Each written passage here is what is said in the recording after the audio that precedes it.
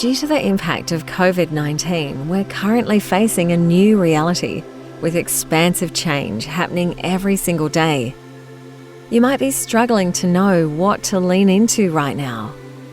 Jodie Baker, founder of Heal You, has created the Corona Insights podcast to help ease your information overwhelm. Jodie is consuming, filtering, and sharing vast information from many sources she's validated over years of experience, so you can quickly stay up to date with these short podcasts. Jodie uses her natural intuitive abilities to help you get up to speed on the invisible possibilities ahead and integrate the new corona reality we are living in.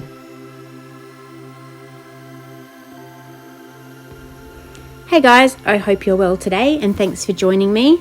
I'm just going to do a quick little podcast about the coronavirus and manifestation. Did we manifest this? Okay, it's a really weird question, of course, but I'll just stay with me for a minute. Manifesting is a very modern topic at the moment. Over the past few years, people have been doing lots of workshops and writing books about it. How you manifest and create your own reality. It's very big right now, very on trend. Probably the most famous and most successful guru in this area is Dr. Joe Dispenza. For those of you who haven't heard of him, he is a chiropractor who broke his back. And he healed himself, he healed his back through the power of his mind. And he talks about that at length. He would go through for hours per day just thinking about each vertebrae and imagining it in his mind, and he would be fusing it back together because obviously he knew the skeleton, or he knew the back very deeply, and all the vertebrae, he knew exactly what they look like. So he'd be able to visualize it really clearly, and he would spend hours a day imagining it healed, and he did it. It's amazing. It's an incredible story. So that kind of launched his new career, and he is Dr. Joe Dispenza, and since then he's been doing workshops and he has written a number of books. The most recent one is called Becoming Supernatural, which I read, and it was probably one of my most magnificent feats ever because it was quite challenging. Every line that you read, you could sit there and meditate on it for a day. It's just so magical and so amazing, and it's aptly titled Becoming Supernatural because you read this book and you literally would become supernatural. It teaches you how to create your own magic and change your own world. So that's what manifesting is. And it's not the first time that anyone's ever talked about it, of course, because we had Louise Hayes in the 70s bring out creative visualization, which is the same thing. And in fact, in the 90s, The Secret came out? So, I mean, everyone's kind of known on some level, or there's always been teachings about creating your life. Like what you think is how your reality is going to be. And in fact, Jesus said it in the Bible. He said, "It is done unto you as you believe." So there it is.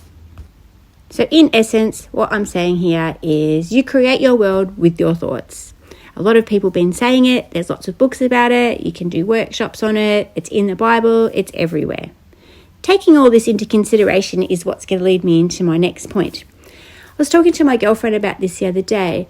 She was saying, and I don't know if you've noticed, but we're all obviously very scared at the moment. Coronavirus, we're all shut down. We don't know what's coming next. How are we going to pay our bills? Is my job ever coming back to me? I've lost my business. Will I keep my house? It's terrifying. We have never been in such times where things are so uncertain. But underpinning that is this, people can connect to a deep, quiet little feeling that was deep inside of them that was kind of saying for the last few years, geez, I'm tired of this. I'm tired of this rat race. When we first were presented with the idea that there was going to be lockdown, before the magnitude of what that actually meant, I think people connected to it and were sort of secretly a little bit excited, like, some downtime, how nice. Now, when we were talking about this, my friend and I, which is what led me to come up with this idea, is that we had been thinking that subtly for many years. I just want to have a rest. I'm so tired. And I'm wondering, did we collectively, unconsciously kind of create some downtime for ourselves? Sounds a bit way out there, obviously, because you'd be thinking, why would we create a deadly virus to shoot through our planet and potentially kill millions. Of course, we wouldn't. But just like you learn in the principles of any manifesting or creative visualization techniques, is that when you create your little project and you visualize what you want, you release it to a higher intellect, as how Dr. Joe Dispenza calls it. Some people would call it God, some people would call it source, universe, or whatever. Michael Beckwith, who created the Agape Spiritual Center, he talks a lot about manifesting and creative visualization, and he is a man of God, so he says you release it to God. He calls it the let go. So you create your creation and then you have to let it go, because if you hold on to it, you're not actually letting it go. It can't go anywhere. It can't go out into the field, into the ether, into the quantum, and draw to it the power of what you're asking for.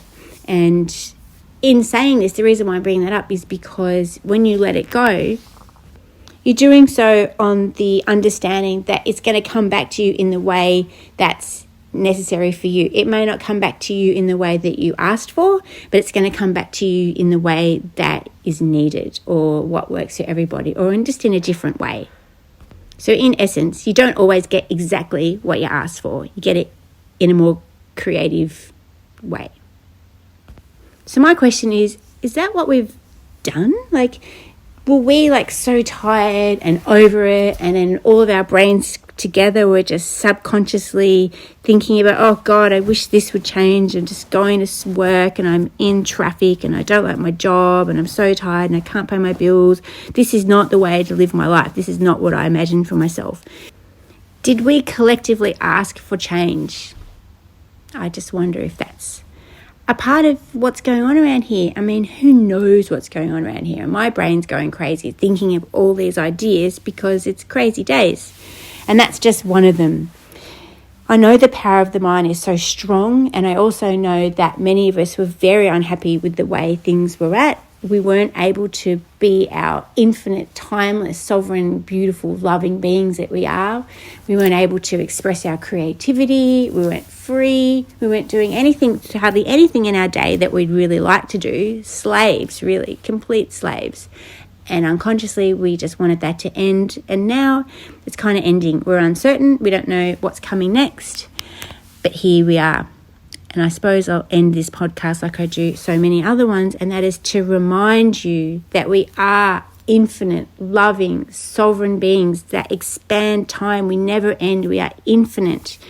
We can get together, and we are gods and goddesses, and what we can create together is mind-blowing, but we don't know that because it's been hidden from us. We haven't been in touch with that side of us for so long because we have been enslaved in this imaginary monetary system that is pointless. It doesn't do anything for humanity. It doesn't do anything for ourselves. It doesn't allow us to help fellow man. It doesn't allow us to feel connected. It doesn't allow any of the essential human qualities that I believe are important to flourish. So I just want to remind you of that, because when we rebuild, I want us to stay really focused on that. Not try to resurrect a broken system, not try to resurrect something that didn't help us or wasn't serving us at all. Okie doke. Love you guys. See you later. Thank you for listening to this podcast. And if you'd like more information on Jodie and her work as a self-healing mentor, please go to www.healyou.me.